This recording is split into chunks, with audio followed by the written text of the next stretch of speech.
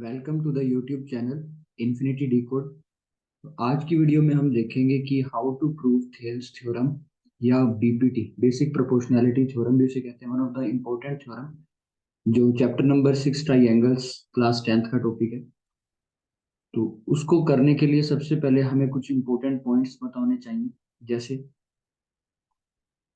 हमें पता है कि ये अगर हमारे पास right angle triangle O A B, तो इसका एरिया क्या होगा। एरिया का फॉर्मूला हमें पता है, area will be equals to area of triangle O A B, it will be equals to half into base into height.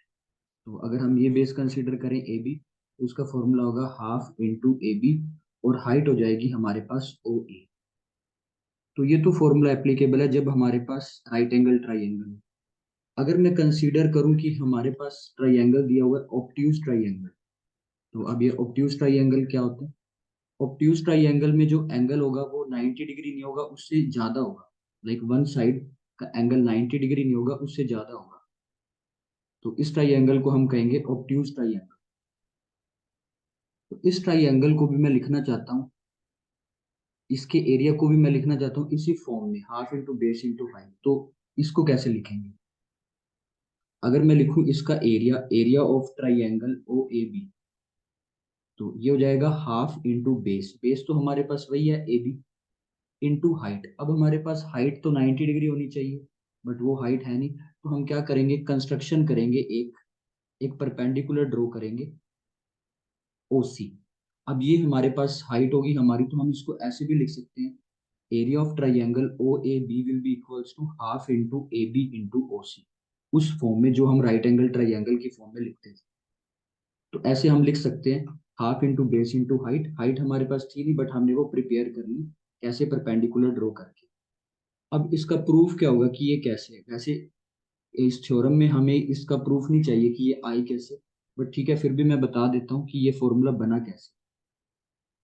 अच्छा, अगर मैं पहले कंप्लीट एरिया फाइंड आउट करूँ करूँ area of triangle O C B, तो वो क्या होगा, हाफ इंटू बेस, बेस हो जाएगा हमारा B C, into height, height हो जाएगी हमारी ओ सी। तो इससे मेरे पास कंप्लीट एरिया का, कंप्लीट ट्राइंगल का एरिया आ गया, मीन्स कंप्लीट दिस ट्राइंगल। ठीक है, अब मैं फाइंड आउट करना चाहता हूँ इस ट्राइंगल ओ सी ए का area, area of triangle O C A. तो ये भी half into base into height, because ये भी 90 डिग्री बना रहे हैं, half into base C A into height होगी हमारे पास ओ सी। अब हमें तो चाहिए सिर्फ ये वाले ट्राइंगल का एरिया ओ ए बी का। तो ये ट्राइंगल का एरिया हमें कैसे मिलेगा, try area of triangle O A B, तो ये हमें मिलेगा area of triangle O C B. O C B means complete triangle, उसमें से अगर मैं ये वाला एरिया सब्ट्रैक्ट कर दूं ओ सी ए का, ये वाला एरिया मैं कर दूं सब्ट्रैक्ट, तो ऑटोमेटिकली मेरे पास क्या बचेगा, रिमेनिंग ट्राइंगल का एरिया। तो इसमें से मैंने सब्ट्रैक्ट कर दिया area of triangle O C A. तो half into B C into O C minus half into C A into O C. तो हाफ भी कॉमन ले सकते हैं, ओसी भी कॉमन ले सकते हैं, अंदर क्या बचा, बी सी माइनस सी ए। और जब देखेंगे बी सी माइनस सी ए क्या है, तो that will be A B, half into A B into O C. तो फॉर्मूला हमारे पास वही बना। सो डायरेक्टली हम कह सकते हैं कि ऑब्ट्यूज ट्राइंगल का एरिया फाइंड आउट करना है, हाफ इंटू बेस, बेस हमारे पास होगा, हाइट कैसे बनानी है वो हम अपनी मर्जी से परपेंडिकुलर ड्रॉ कर सकते हैं। तो एक तो ये पॉइंट था जो इसमें यूज होगा। Area of the obtuse triangle क्या होता है, area of triangle O A B is equals to half into A B into O C. तो ये पॉइंट समझ आ गया। अब सेकंड पॉइंट क्या है हमारे पास, कि triangles between two parallel lines and same base have same area.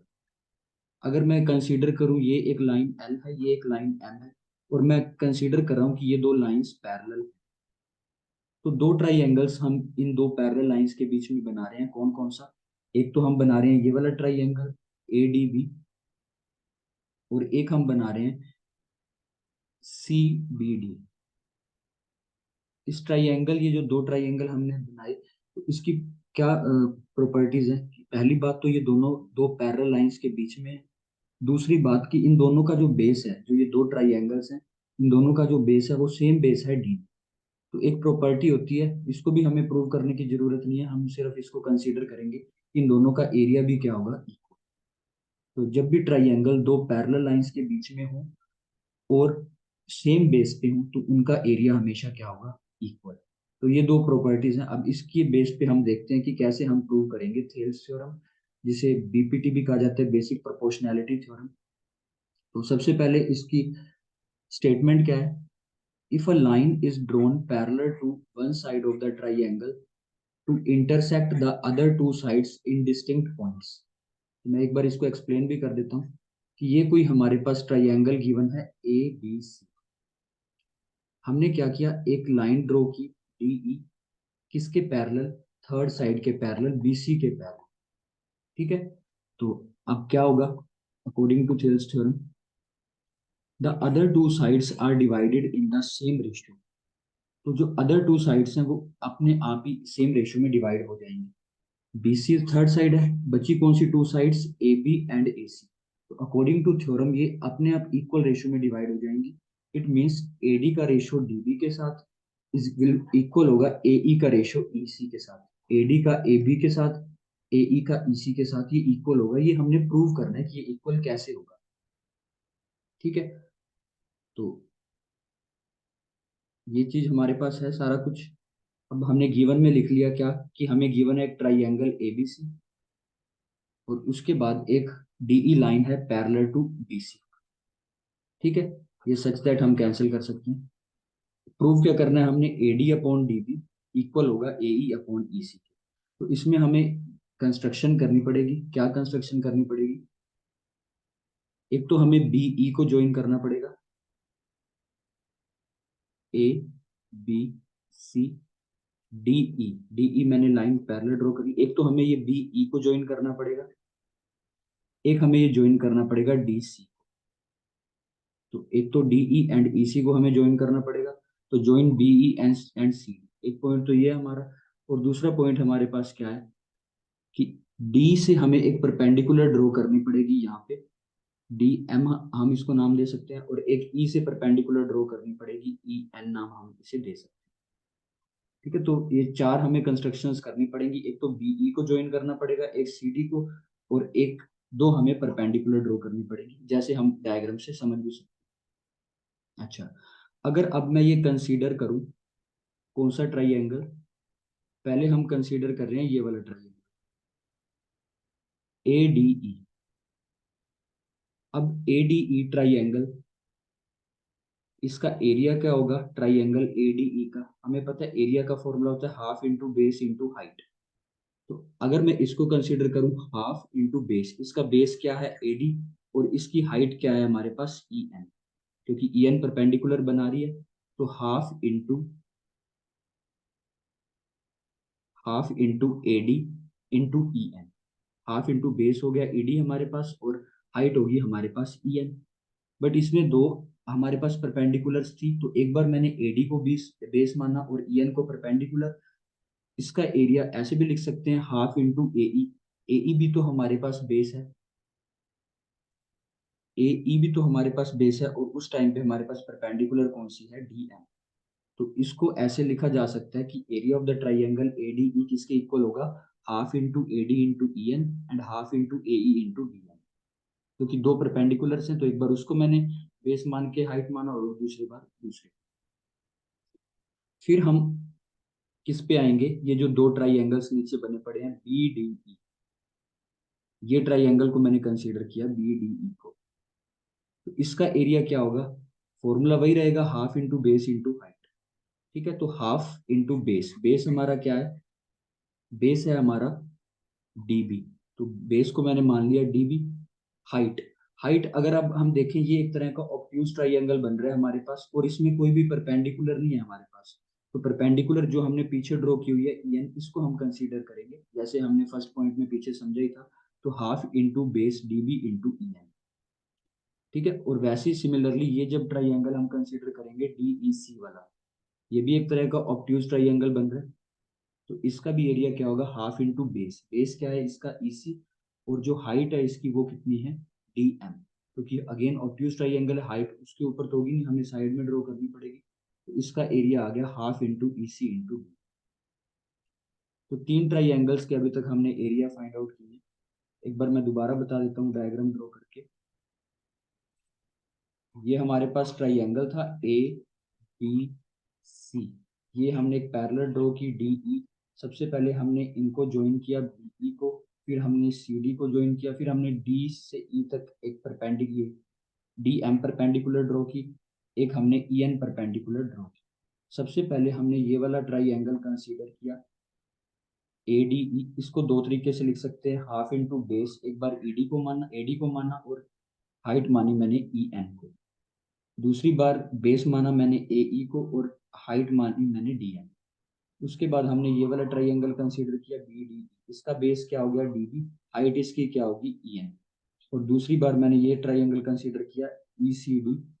इसकी मैंने हाइट बेस माना ई सी और हाइट हो गया मेरे पास डी एन। तो 3 ट्राइंगल्स के एरिया हमने फाइंड आउट किए। उसके बाद अब हमें प्रूव क्या करना है, प्रूव हमें करना है एडी अपॉन डी बी। तो एडी किस किस में आ रहा है हमारे पास, ये वाले फॉर्मूला में एडी आ रहा है। तो एडी एडी मुझे ऊपर चाहिए, तो मैंने पहले लिख दिया एरिया ऑफ ट्राइंगल एडी। ठीक है। अब डिवाइड में मुझे क्या चाहिए, डीबी चाहिए, तो मैंने डिवाइड कर दिया। डीबी किस में आ रहा है, डीबी आ रहा है इस वाले एरिया ऑफ ट्राइंगल बीडीई में। तो मैंने लिख दिया divided by area of triangle BDE. Half से half cancel, E N C N cancel, तो मेरे पास क्या बन गया एडी अपॉन डीबी। अब सेकंड पार्ट में ए ई चाहिए मुझे। ए ई यहाँ अवेलेबल है मेरे पास, तो area of triangle A D E divided by, मुझे चाहिए नीचे ई सी, तो ई सी यहाँ पे अवेलेबल है। तो A D E triangle divided by D E C, तो ये आ जाएगा डीएम से डीएम कैंसिल, हाफ से half cancel, A E upon E C. तो हमें इन दोनों को इक्वल प्रूव करना है। अगर हमने इक्वल प्रूव कर दिया तो हमारे पास जो प्रूफ है वो कंप्लीट हो जाएगा। अगर मैं देखूं इसकी एलएचएस को, ऊपर क्या लिखा हुआ है area of triangle ADE, area of triangle ADE. नीचे क्या लिखा हुआ है बीडीई और डीई। अगर मैं किसी भी तरीके से बीडीई और डीईसी के एरिया को इक्वल प्रूव कर दूं, तो अगर R H L H S equal है तो ऑटोमेटिकली उनकी आर एच एस भी इक्वल हो जाएगी और हमारा प्रूफ कंप्लीट हो जाएगा। अच्छा एक बार देखते हैं ये बीडीई ट्राइंगल है कहाँ पे। तो बीडीई ट्राइंगल है ये, और डीईसी ट्राइंगल है ये। अब वही प्रॉपर्टी कि डीई और बीसी जो हमारे पास है, ये दो पैरेलल लाइंस हैं, बेस हमारे पास डीई है। तो जो दो ट्राइंगल बनेंगे सेम पैरेलल लाइंस के बीच में सेम बेस पे, उनका एरिया इक्वल होगा। इट मींस ट्राइंगल डीबीई और डीईसी का एरिया इक्वल होगा, बिकॉज पैरेलल लाइंस के बीच में लाई कर रहे हैं और सेम बेस पे लाई कर रहे हैं। तो इनका जो डिनोमिनेटर है फर्स्ट इक्वेशन का सेकंड इक्वेशन का, वो भी इक्वल हो जाएंगे। triangle BD and DEC are on the same base DE and between the same parallels DE and BC, तो उनका एरिया इक्वल हो जाएगा। तो अगर LHS इक्वल है तो उनका RHS भी क्या होगा, ऑटोमेटिकली इक्वल हो जाएगा। तो AD अपॉन DB इक्वल हो जाएगी AE अपॉन EC के। हेंस प्रूव, ये हमारा था इसका प्रूफ। तो ये one of the important theorem है कंप्लीट इसमें।